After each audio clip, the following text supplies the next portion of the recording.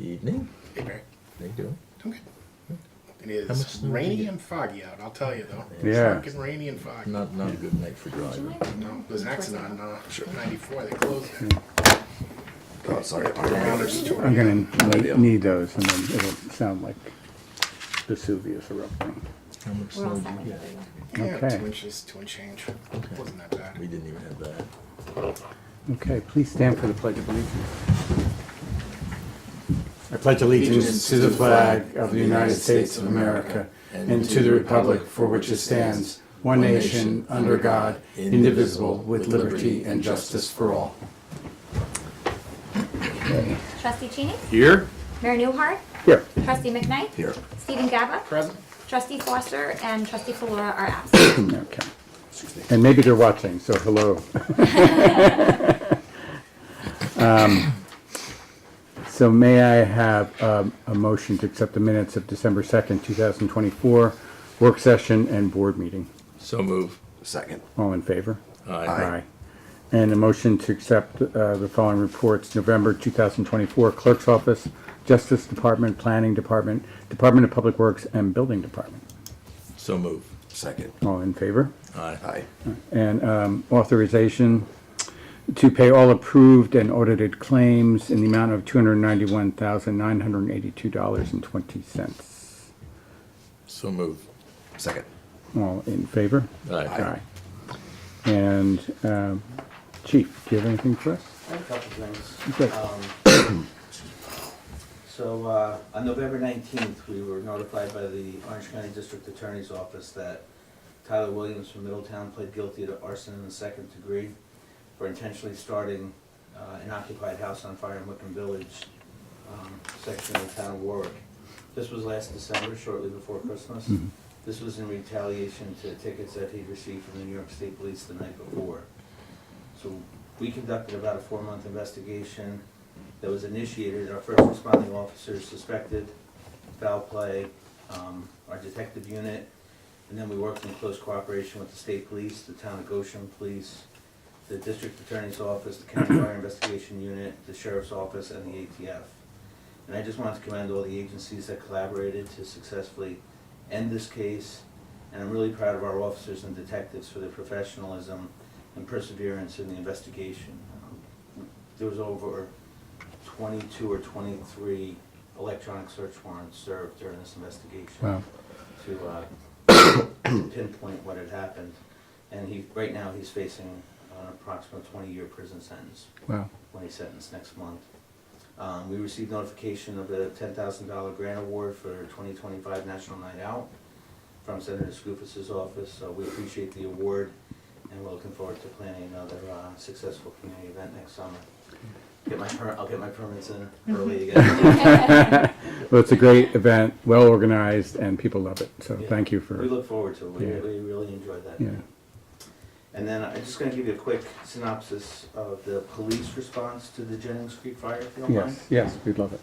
So, we received the first reports of the fire on November 8th.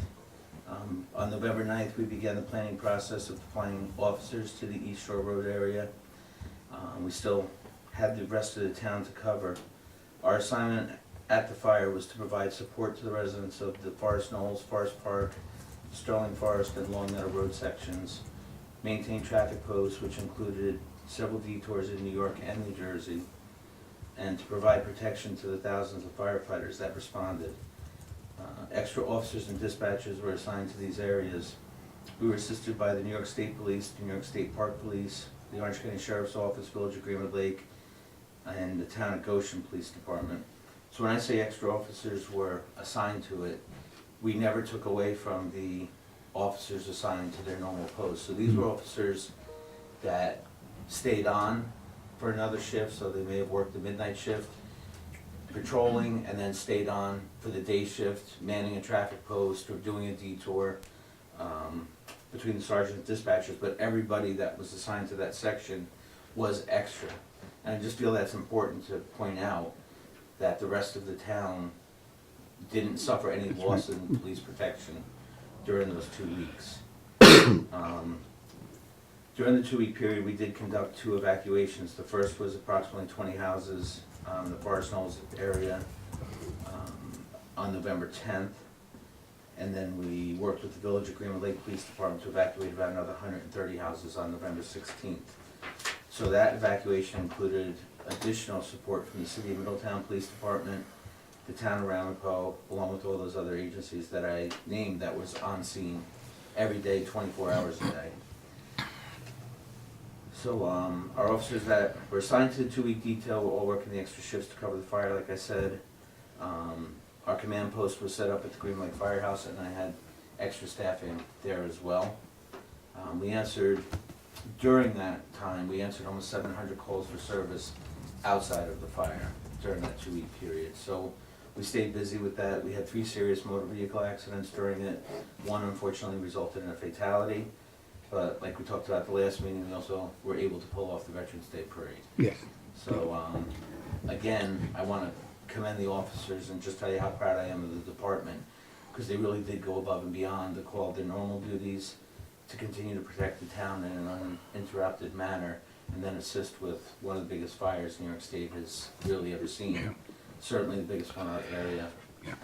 And, I just wanted to pass that along because it really was a great team effort. It truly was. And our newsletter, our winter newsletter just came out, and there is a listing of all the people that were, all the fire companies that were involved, and also the local restaurants that were so generous. So that was a great It was thing. truly, and then, it did extend over to this side in the sense that Station 3 became an area to house the That's correct. firefighters. Yeah. So the timing of that building certainly worked out for the Warwick Fire District, and the restaurants over here did the same thing. They Yeah. pulled together and made sure that they got their necessities and were well fed. Yeah.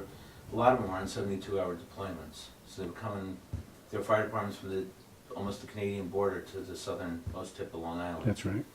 So the list, I'm sure, it looks massive. It's massive. It was. It's amazing. Yeah. So it was quite the experience, and really, when you look at it, the fact that they put that fire out in 2 weeks is amazing. And that there was no structure that was affected, which is amazing to me. And sadly, a life lost. But boy, it could have been so much. It got within 5 feet of some houses, Yes. and they were still able to protect them, which is a tribute to all of the volunteers that responded. Well, That's thank my you. report. Thank you. And thank you for your leadership. We truly appreciate it. It's the team. Yeah. I'm just happy to be leading that team. Good. Well, you're doing a good job. Thank you. And actually, there's a letter coming up, so I hope stick around for that. It's from the mayor of Vernon. So let's see. Well, we have a public hearing, so if you could read the public notice, Raina. Please take notice that the Village Board of the Village of Warwick will hold the continuation of a public hearing on the 16th day of December 2024 at 7:30 p.m. at Village Hall, 77 Main Street, Warwick, New York 10990, on a proposed local law number 8 of the year 2024 to amend the Village Code by enacting Chapter 115 entitled Short-Term Rental Property. The purpose of this local law is to promote the public health, safety, and welfare by establishing a municipal registration and permit requirement for all short-term rental units within the boundaries of the Village of Warwick, and by enacting regulations for the administration and enforcement of the village's permitting requirement. A copy of the proposed local law is on file in the office of the village clerk and is available for inspection by interested persons during village clerk's business hours. And the proposed local law has also been posted on the village's website, www.villageofwarwick.org. The village board will, at the above date, time, and place, hear all persons interested in the subject matter hereof. Persons may appear in person or by agent. All written communications addressed to the board must be received by the board at or prior to the public hearing. Okay. So we haven't received any further comments, obviously, even though No, I this has think been it'd be open. appropriate just to briefly go over what changes were made to the text Okay. before this was published for the further public hearing, Okay, if that would be all right. that would be fun. Okay. So a few minor textual changes were made to the short-term rental law. The first one appears in section 115-6 and also 115-8. The term of the length of short-term rental permits was changed from 1 year to 2 years. So now if a short-term rental permit is issued, it'll last for 2 years, and if it's renewed, the renewal will last for 2 years. There was a typo and appeared in section 115-5, sub 4, sub 3, that was pointed out by the county planning department. The word and has been deleted. The planning board's comment that it should be made clear that the homeowner need not be present during short-term rentals was addressed by adding language to that effect to section 115-2 and 115-3. I think it was pretty clear from the text before that it didn't have to be, but this was just kind of a belt and suspenders thing, so if somebody applied, there wouldn't be a question about it going forward. The planning board's comment that there should be an explanation as to why properties in the CB zone do not need to be owner-occupied was addressed by adding a separate paragraph to section 115-1, explaining that the central business district is populated by commercial properties and the expectation of anyone owning residential properties in that area is less as far as the impacts of having a commercial property near you, or in this case, a short-term rental property. So an explanation was put in regard to that. Let's see here. The village planning board's comment that a homeowner association consent should be obtained prior to submission of short-term rental permit was addressed by adding a provision to section 115-4, stating that if a property is subject to homeowners association bylaws, a notarized statement from the homeowners association that short-term rentals of properties are not permitted under the bylaws is required with the application for a short-term rental period. And those Steve, were, sorry, did we say that was required to be notarized? I don't recall that part. yeah, notarized statement. Okay. So we talked about We the talked about notaries that. at town hall, and they said, well, you got, but yes, it's notarized. So anyway, those were the changes that were made. I believe that the red line was put on the town's website. So anybody who wanted to see the changes and wanted to comment either on them or the existing provisions in the short-term rental law is free to do so.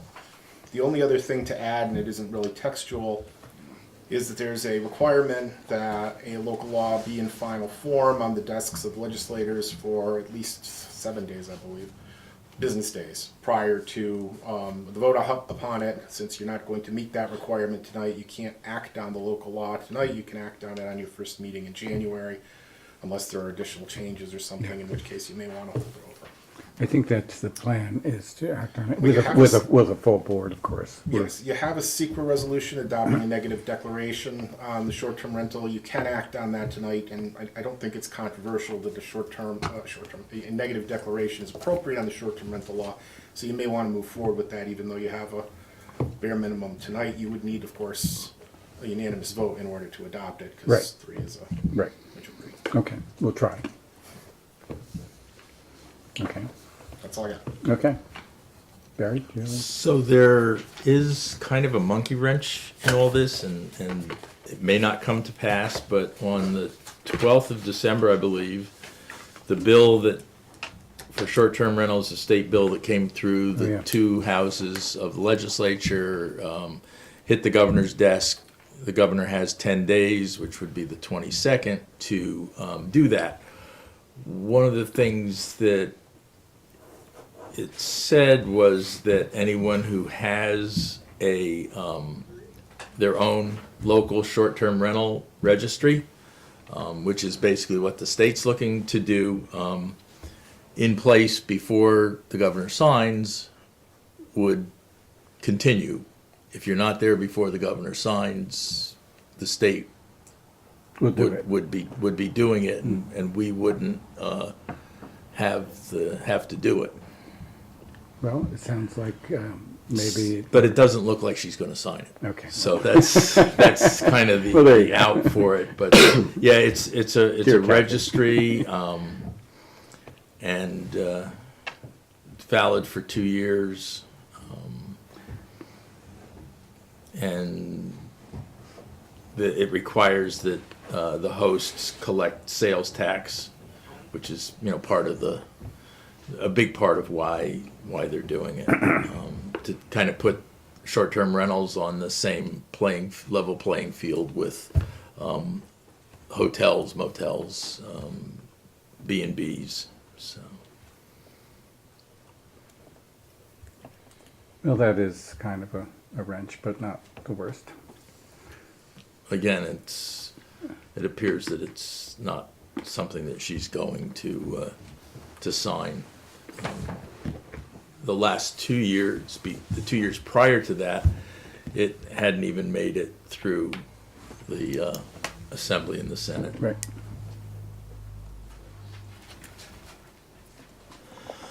So we will leave it open. Oh, yes. First of all, I'd like some comments from the public. Any questions? Okay. So we're not going to close the public hearing. So we have a motion to keep the public hearing open. You want it to a date certain. Public hearing to probably your first meeting in January. First meeting in January, yeah. Which is what, the January 6th? 6th. January 6th. Want to make that motion? Yep, I'll move to keep the public hearing open until next village board meeting on January 6th, 2025. Second. All in favor? Aye. And while we're at it, can we just make a motion on the secret? Sure. Oh, it's on here. Is it on there? Yeah, Is it at the it's end? the first. Oh, it's the okay. It's the first Okay. one, so. I was kind of going through this agenda here, and it was like all over the map. We need to continue, so we don't need to close it. All right. Okay. So where am I? I think we're at the announcements now. Yes, we are. Wherever the hell they are. Okay. Okay. So,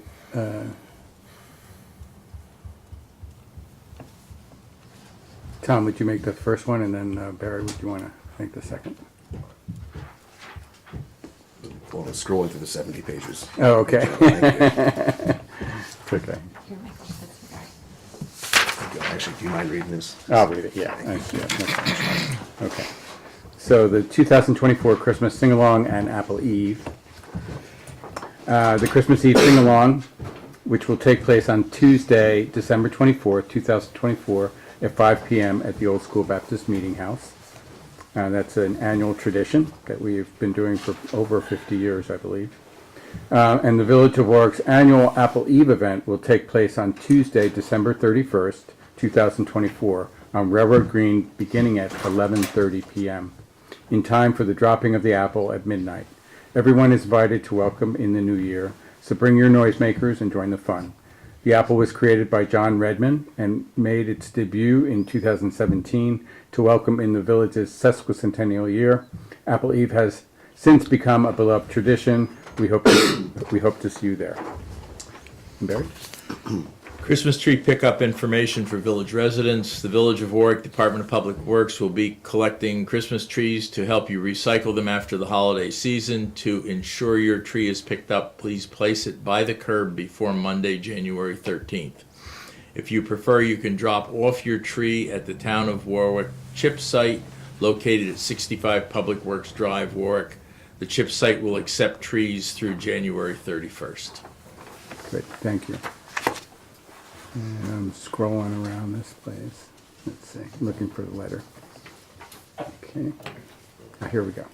So under correspondence, we received a letter from the mayor, Mayor Anthony Rossi from the Township of Vernon. Dear Michael, Vernon Township wishes to extend our deep appreciation for the generous support by the Village of Warwick's first responders during the funeral procession of Vernon Township's volunteer fireman, Captain Michael Basso, on Tuesday, November 5th. Our towns rely heavily upon volunteer assistance and collaboration to provide the much-needed services to our citizens. On such a solemn event, the township is grateful for our neighboring communities participating to honor Michael's dedication, commitment, and time for the citizens of our great communities. It is important for all of us to recognize that volunteers are vital to our future as caring and productive communities. Please offer our gratitude to all the Village of Warwick's first responders. Regards, Anthony L. Rossi, Mayor, Township of Vernon. So And we'll make sure that this gets on your desk as well, so.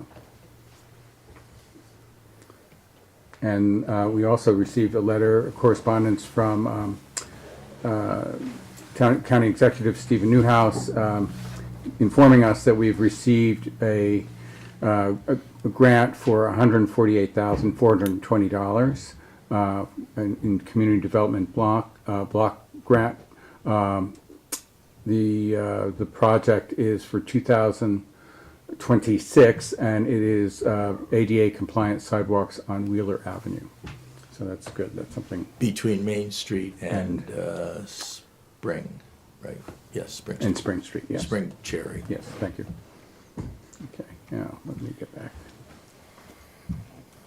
And that's all we have under correspondence this evening.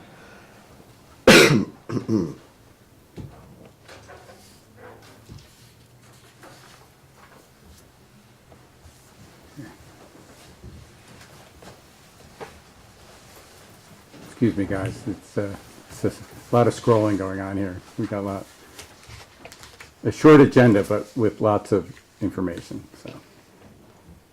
So I think we're at the We discussion. are at the discussion. Thank you. You stay on.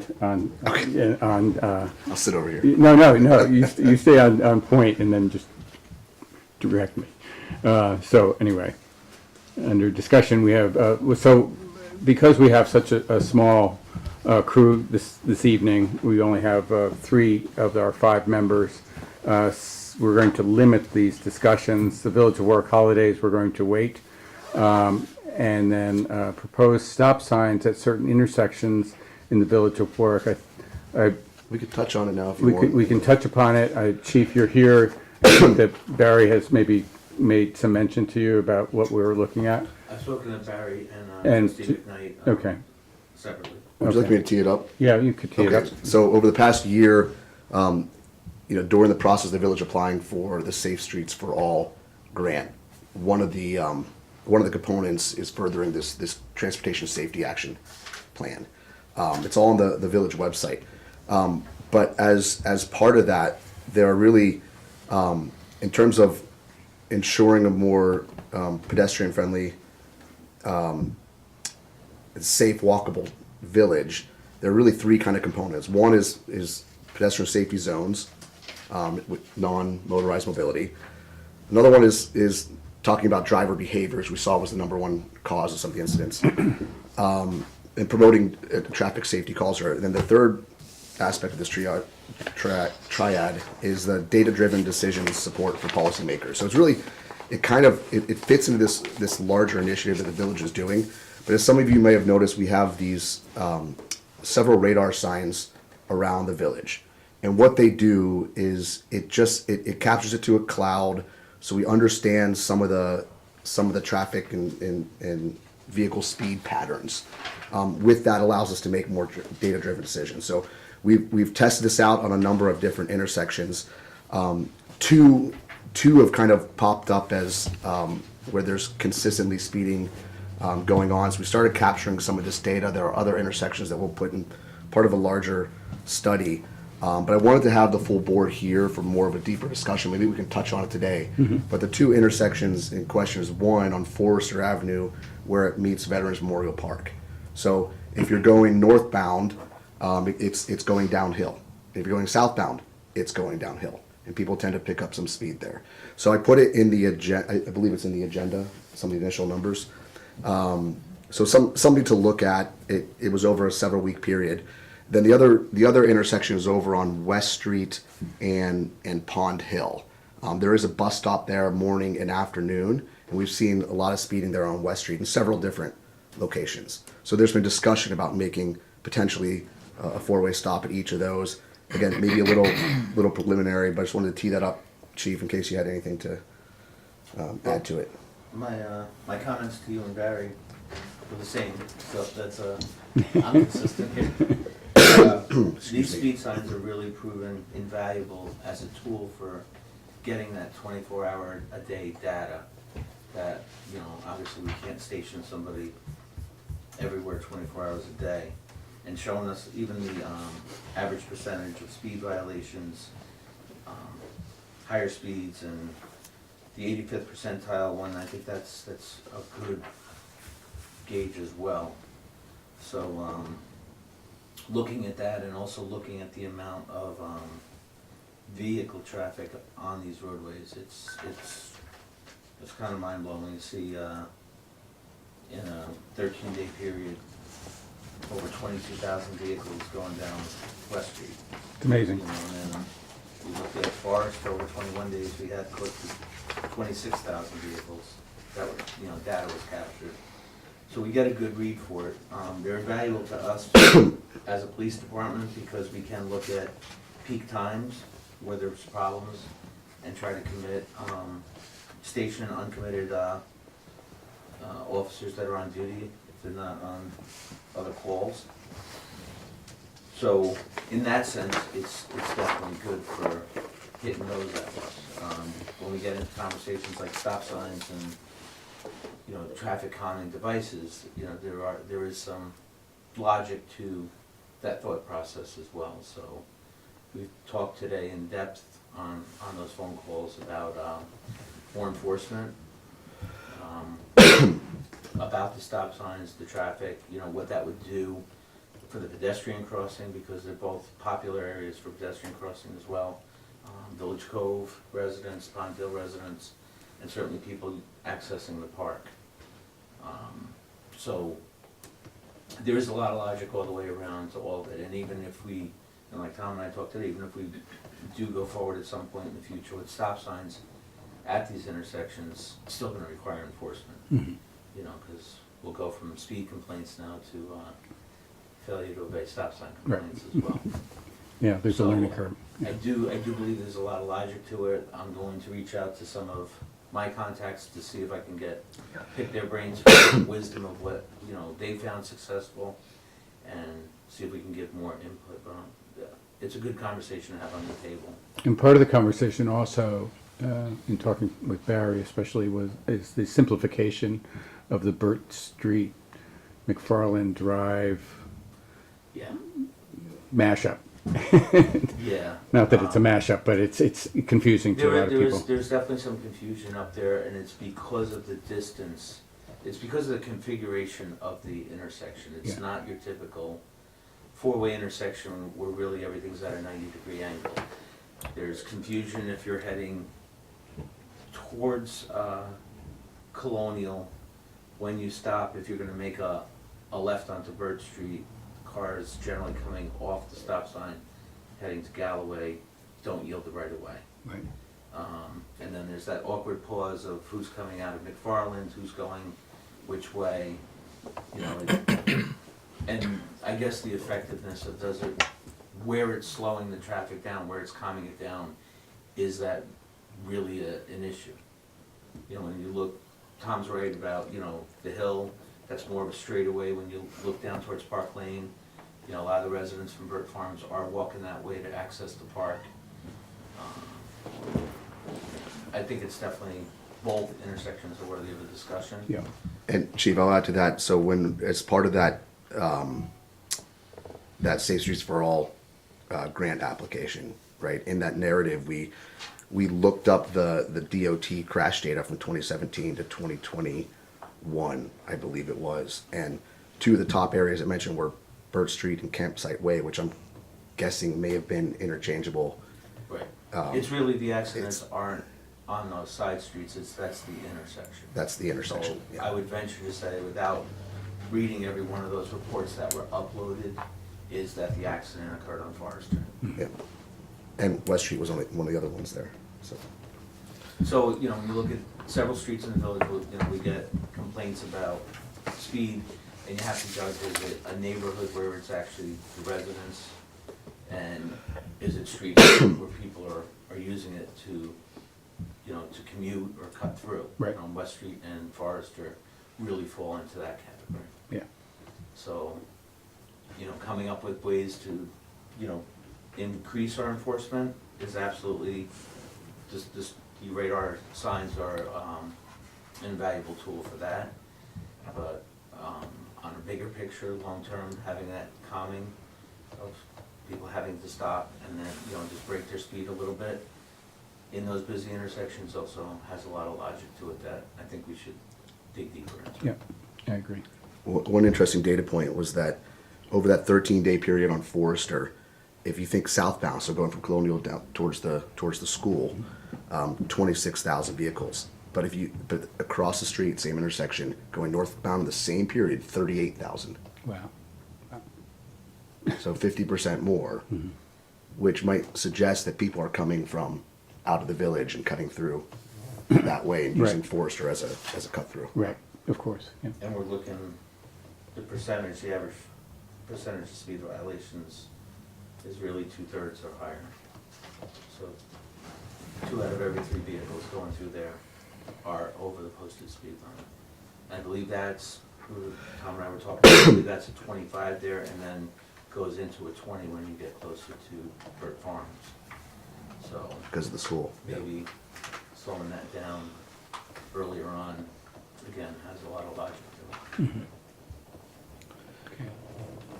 The long-term solution is just for people to be better drivers. You know what I mean? But not being able to rely on that, Yeah. then I think we have to just look at what we can do, you know, on our end, within our limitations, because we do have the rest of the village, those officers assigned to the village, do have those areas to patrol and calls to answer. We know a large percentage of our overall calls for the year are in the village, so we have, you know, we do our best with being visible, but those are the areas, and that's why we like these speed signs. We move them around, we talk about numbers and see if we can better deploy the officers' uncommitted time. So maybe we table discussion for now, Sure. wait till the board's back, and, because I think it will fold into the rest of the conversations with the greater Safe Streets for All. I agree. And I'll have Barry, offline do you agree? conversations with both trustees. Okay, I know Barry looked at tickets issued with the court. I looked at actual vehicle stops, because not every stop results in a ticket being issued. So, you know, I can definitely say that they're being patrolled, yeah. but we're probably gonna have to step it up. Great. Well, thank you, Chief. Anything else you want to add? Not at this point, no. Okay, so we'll bring it back to the table. And the NYSERDA grant, do you want to just give us a, Sure. So we received word from NYSERDA about a Clean Energy Communities grant for, it was really 5 smaller grants we stacked up into $187,500. And the use for that is going to be to fund a clean energy project, which we've determined will be a solar array on the DPW garage. So we can fit approximately a 100 kilowatt hour system up there, which would offset roughly 17% of the municipalities, or just government operations, not everyone's, right? But government operations by 17% of all the electric used, which I have to go back and check, but is roughly around $40,000 of savings per year. The goal is between incentives from the federal government, assuming those incentives will still be around as we're trying to, because you get that in arrears. So between the incentives and the grant funding, we are trying to do this at no cost. But we don't have the bids yet. We need to enter into a contract with NYSERDA first. So we made no red lines. We sent it back to them. Did they happen to send it today? No. No, okay, all right. I pleaded with them, I pleaded. So we're waiting on them to sign their own untouched contract, okay, at which point we can then, well, we had started the bid process, but we're not allowed to open it until we have the signed contract, so we will reopen that once, and kind of renotice that once we have the signed contract. And then, we've asked the village engineer to help run point on the project and make sure everything from a technical specification is appropriate for what we need, and to run some of the project management for us. that's great. And Tom, thank you for all the work you've put into this. I know it's been a learning curve too. Oh, yeah. So many details and, I think it actually might be worth saying, and I say this with respect because we are appreciative of the grant funding. I will also say it was a surprise to the village that NYSERDA stopped their grant program abruptly on a Monday. They said no more submissions. I think because they had a number of municipalities who, if you qualify, it's non-competitive. You will apply and receive that grant funding. And they stopped it abruptly. And we were on the precipice of a lot more.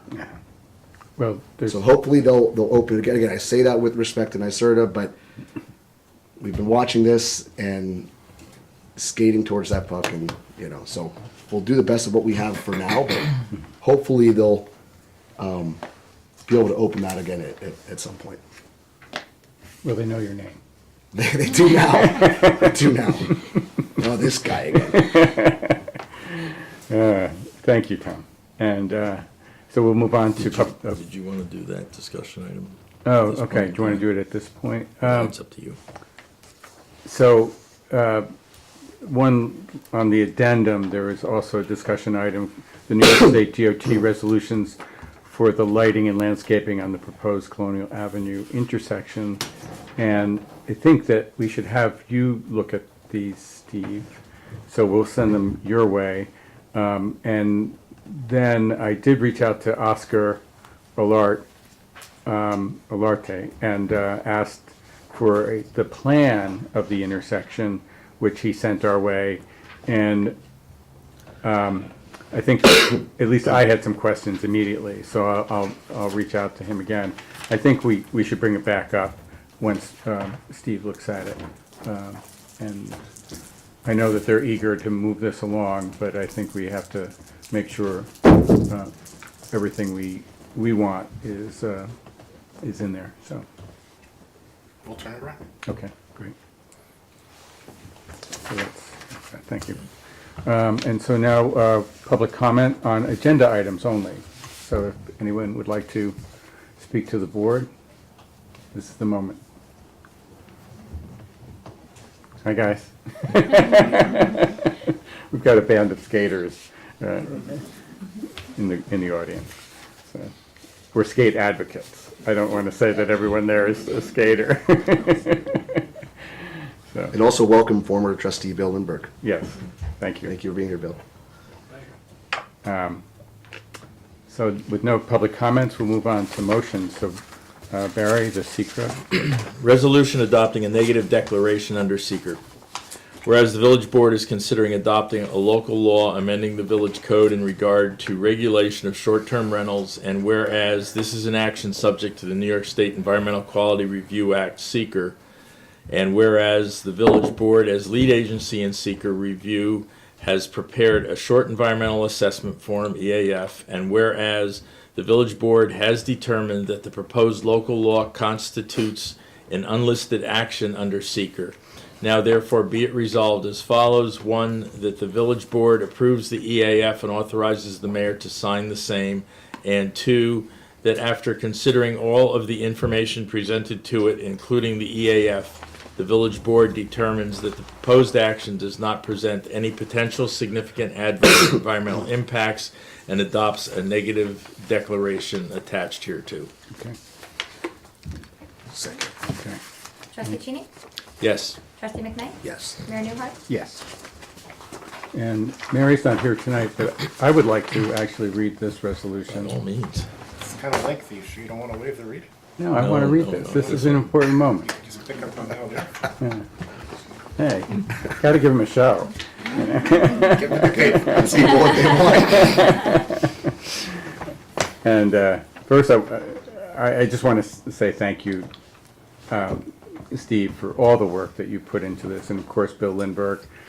It's been a team of trying to read the minds of two lawyers, and we were successful. So, and this is the result of it. And thank you. Ink's on the paper before you. Well, say that's this. true, that's true, okay.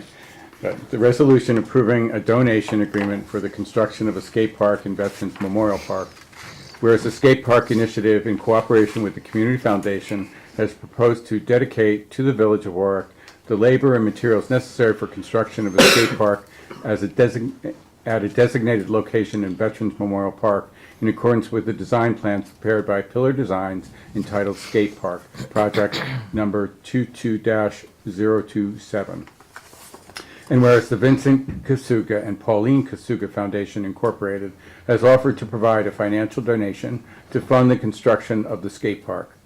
And whereas the Village of Warwick's Village Board wishes to accept the said offer of dedication to allow the skate park initiative to construct the said skate park and dedicate it to the village. And whereas the Village Board has before it a proposed agreement for escrow and expenditures of charitable donations which memorializes the terms of the said offer of dedication and the supporting charitable donations. Now, therefore, be it resolved as follows.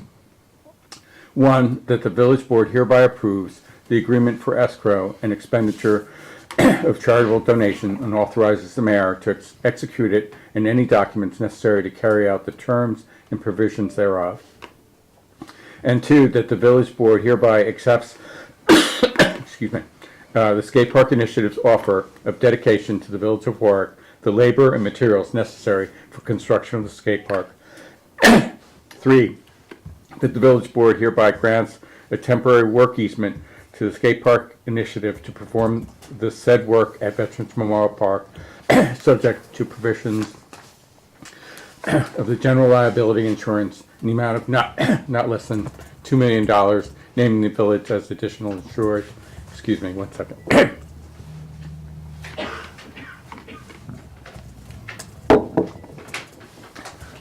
Board, that the mayor is hereby authorized to sign all documents necessary for the allowing the skate park initiative to carry out work on construction of the skate park, including, without limitation, building permit applications, licenses, and tax documents.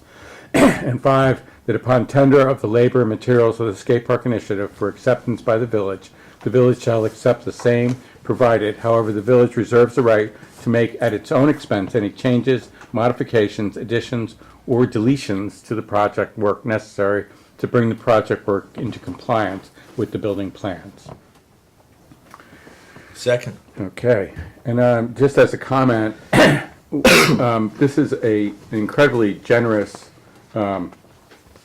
grant of $650,000, and it does not include the in-kind service, which is, Bill, do you have the number on that, of the in-kind service? Well, so far it's $132,000 Right. that Mark is donating his time and equipment Right, to prep the site. yes. Which is amazing. And there will be other in-kind services too. So, in essence, the work will be done without using any, if any, taxpayers' money. So that is an incredible thing. That's an amazing feat, and I can't thank the Skate Park Initiative for their their passion, but also for their stick-to-itiveness for this project. And how many years have you been working? 50. Over 10, I'm sure. Over 10 years? Yes. It started out as Project Nomad, and Donna Kaminsky's here this evening, and she was the lead agent, the person, the catalyst for that part, and that was the very beginning. And then it grew into the Skate Park Initiative, and When Steve and Pat, yeah. yeah, Steve and Pat and Bill, so, and Judy and Mark and others just have really met and just kept the light alive. And the work will begin, actually, Mark, I think you are maybe have that sense. Pretty much when you guys allow me to start. Okay. So I just want to thread the needle with Brad. Yes. And make sure that we don't leave a big open mess out there. That's correct. For him. So when we know more about when he's coming in, Yes. I'll prepare to be ready for him. But the actual work done by Artisan. Artisan Design will be in the summer of 2025. So, coming quick. It's coming quick. It will happen very quickly. And it's a beautiful park, beautifully designed, and it will satisfy the needs of our community for a long time. And I think it will bring a lot of people into our community who will enjoy it as well. I mean, town-wide, so it's a great thing. So with all that, we have a vote. Trustee Cheney? Yes. Trustee McKnight? Yes. Mayor Newhart? Yes. Amen.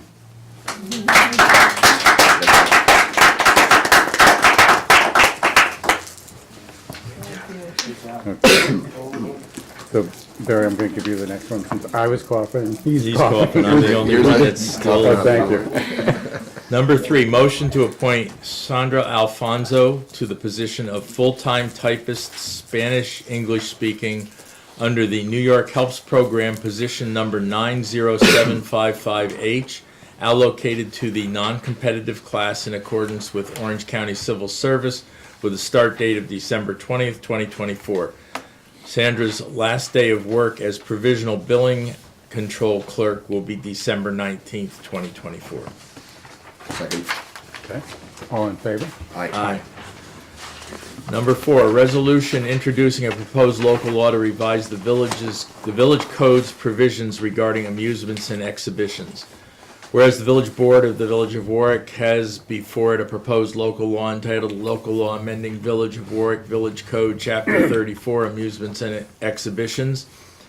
And whereas in order to enact the said local law, it is necessary to formally introduce it and to hold a public hearing on it. Now therefore be it resolved as follows. 1, that the movement of this resolution does hereby introduce the proposed local law. And 2, that a public hearing on the proposed local law be set for January 21st, 2025 at 7:30 p.m. And that due notice of the same is directed to be given by publication and posting. And 3, that the village board approves and adopts the short-term environmental assessment form prepared in regard to the proposed local law, determines that it constitutes an unlisted action, and adopts a negative declaration. Okay. Second. Okay. That's a roll call vote. Trustee Cheney? Yes. Trustee McKnight? Yes. Mayor Newhart? Yes. All right. On Okay. to We the have a addendum. few addendums. Number 5, motion to approve payment of $200,457 to Orange and Rockland Utilities, Inc. for streetlight heads using the unassigned fund balance. This purchase was previously approved by resolution on July 18th, 2022. Okay. Second. All in favor? Aye. Aye. Do you think you want to Yeah. waive this? Do you want to waive this or? I think No, you're okay. we should, yeah. Yeah, okay. 6, resolution approving easement agreement for a water pump, water booster station, and related facilities. Whereas the Village of Warwick has undertaken a public improvement project to its municipal water system entailing installation of a water pump, water booster station with related utility lines and facilities, and whereas the said project requires grant of an easement over the St. Anthony's Hospital property at 20 Grand Street, and whereas the village board has before it a proposed easement agreement with the owner of the said property allowing installation of the water pump, water booster station, related utility lines and facilities, a copy of which is annexed here too. Now therefore be it resolved as follows. 1, that the village board hereby approves the said easement agreement subject to completion and attachment of description schedules A, B, and C in form acceptable to the village's engineering consultant. And 2, that the mayor is authorized to execute the said easement agreement and any documents necessary to carry out the terms and provisions thereof. Second, and discussion? Sure.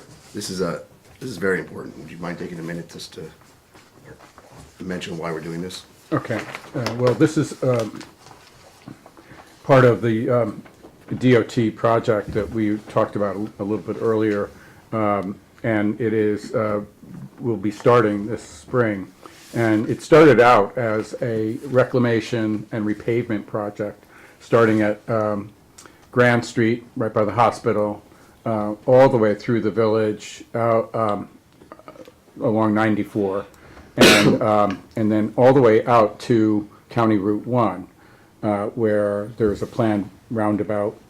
Back in the village, they're turning the corner at 17A Galloway, and there'll be repaving, not reclaiming, but repaving that entire roadway all the way out to Belle Vale. Major project. But when they first came to us to tell us of their plans, we were lucky to have a plan in our pocket that was done many years ago for a grant, and that it was to reconfigure the 94 Maple Avenue and Colonial Avenue intersection. And right now it is a Y intersection with a monument stuck in the middle that no one can see because it's too dangerous. There's no pedestrian crossings for miles, it seems. You take your life into your own hands. And so we lobbied and we were successful, and they are following the plan, basically the plans that we had created way back when. And it creates a T intersection with turning lanes. And of course, lighting configuration to do so. But one of the things that we had to promise them was that underneath that fountain or monument is a water pump station. And to do this readjustment of this intersection, that had to go, that had to be moved. And so we've been working diligently with our engineer and also with the hospital to be able to move that to Grand Street. And there were numbers of hiccups along the way. One was the rightful owner of the hospital property, and who signed that last document. And they had to do some real reconnaissance and recovery. So I'm grateful for the hospital and Westchester Medical and for all the work that they did to make this happen. But it's going to happen, and so we're grateful, and I think it will be a great improvement. We have plans here if anybody would like to see, get a sense of what we're talking about. It's hard sometimes to do it with words, and sometimes a picture is much easier to understand. But with the monument will be taken out of the center of the intersection and moved to actually a pocket park, because what will happen when we create a T intersection is we'll actually add land, and that land will become a pocket park in front of the Buckbee Center, and the beautiful monument will be positioned there, and will be really, you'll be able to enjoy it and to really look at it, and as well as there's a stone monument for Frank Forrester. And but the great win is that there will be multiple pedestrian crossings throughout this entire intersection. And that will be a godsend, I think, for everyone. And also part of our walkability and kind of the redefinition of this part of the village as it's grown. So, and that is where we were going with this. So it's a good thing. So, Thank you, Mayor. I sound like Martha Stewart, don't I?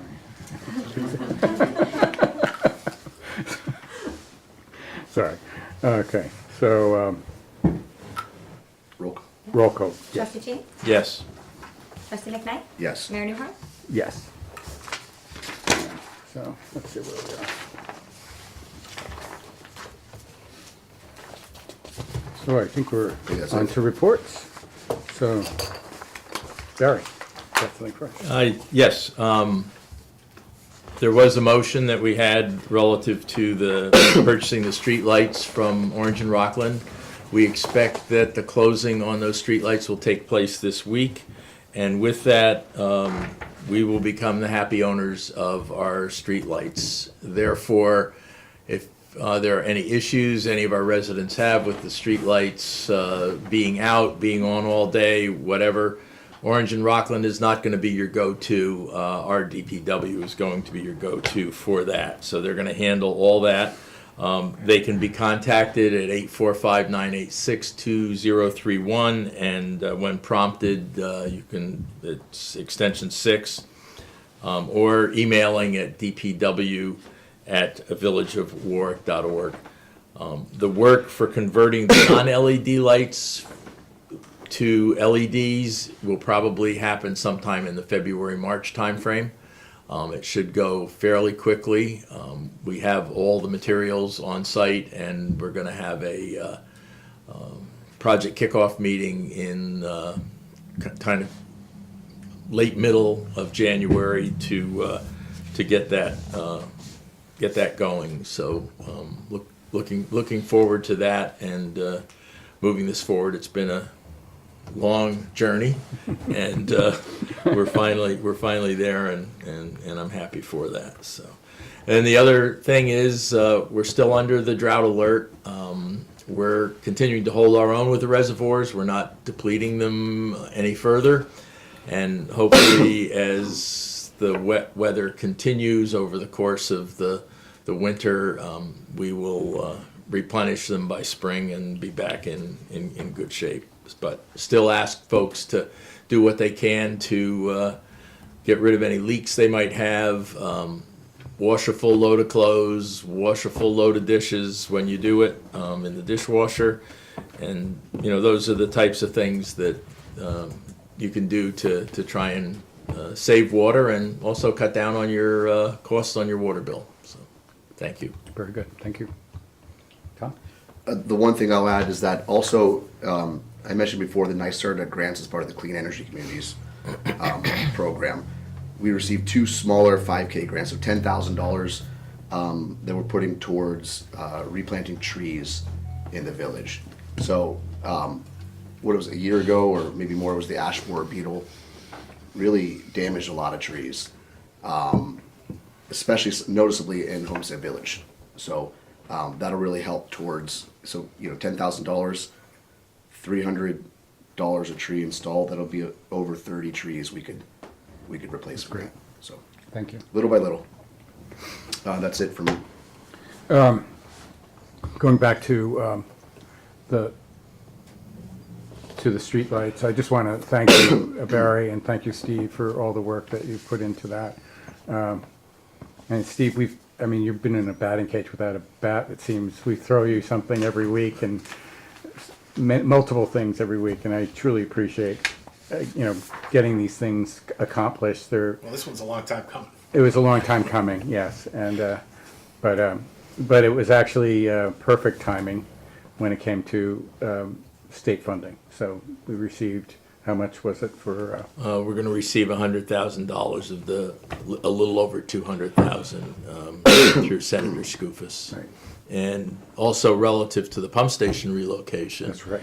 We have a grant from Senator Skoufis for about $260-some thousand, I believe. That's correct. So every little bit helps. Yeah. And I'll segue to that to say that the winter newsletter just came out. It will probably be on village mailboxes soon. If not, We got it. I got it. You got it Yeah, already. it's gone. So that is great. But if you're not a village resident, we'd love to share our, the information and the work that we're doing, and you can pick one up here at Village Hall. Also on the website. And also on our website, thank you. And it's just filled with a lot of information. It has all those grant pieces that we've been working on, and it kind of encapsulates all the many projects that we are working on. I also want to mention, because our next meeting will be in the new year, that Hanukkah actually happens December 25th. This is the first night of Hanukkah, and we'll be setting up the menorah across the street in Lewis Park, helping the Historical Society and Moshe Schwartzberg, who is he's kind of the leader of that event, and he does a great job with that. And the public's invited. I believe it will be at sundown, so it'll probably be around 4:30, 5 o'clock. So please, everyone's invited, and it's really quite interesting and nice that Christmas and Hanukkah are actually kind of combined this year. So it's a very nice thing. And with that, I would like to wish all our Christian residents a very, very Merry Christmas, and our Jewish residents a very blessed Hanukkah, and our African American residents a blessed Kwanzaa. So that's all we have tonight. I have a motion. Oh, I'm sorry. I have a few announcements, and these came from Mary. Mary, if you're watching, sorry, I didn't do this earlier, but on December 21st, there is a Christmas concert the Ida Barlow Hicks Missionary Society of the Union AME Church will be having a young people's Christmas concert. And the UAME Church is at 98 McEwen Street, and it's December 21st at 5 p.m. And the public's invited, cordially invites the community to join us. So that's wonderful. I'm sure it'll be wonderful. I will be there. And then we have also just a notice from Warwick Cares to a reminder that in this holiday season, it is also a time when people are overwhelmed, and it brings upon, you know, sometimes great frustration, sadness, many things, many issues that, and Warwick Cares is a organization that really is focusing on mental health and suicide prevention, and they just want to remind that there is a 988, which is the direct line to chat or to text for support, and that's a very important thing for everyone to remember. So with that, though, I'd like to, I'll make a motion to adjourn. yeah, yes, I hate to interrupt, that's okay. but you do have a second public comment on your, I don't think anybody wants to, but don't you think you should ask? Okay, yes. Does anybody want to comment? On Any issue. On any issue, anything you want. No, Hey, Tom, go for it. okay. Okay, now I'll make the motion to adjourn. Second. Okay. All in favor? Aye. Thank you. Thank you. Thanks all Thank for you. coming. Thank you, Chief. The first paragraph, town board. Congratulations.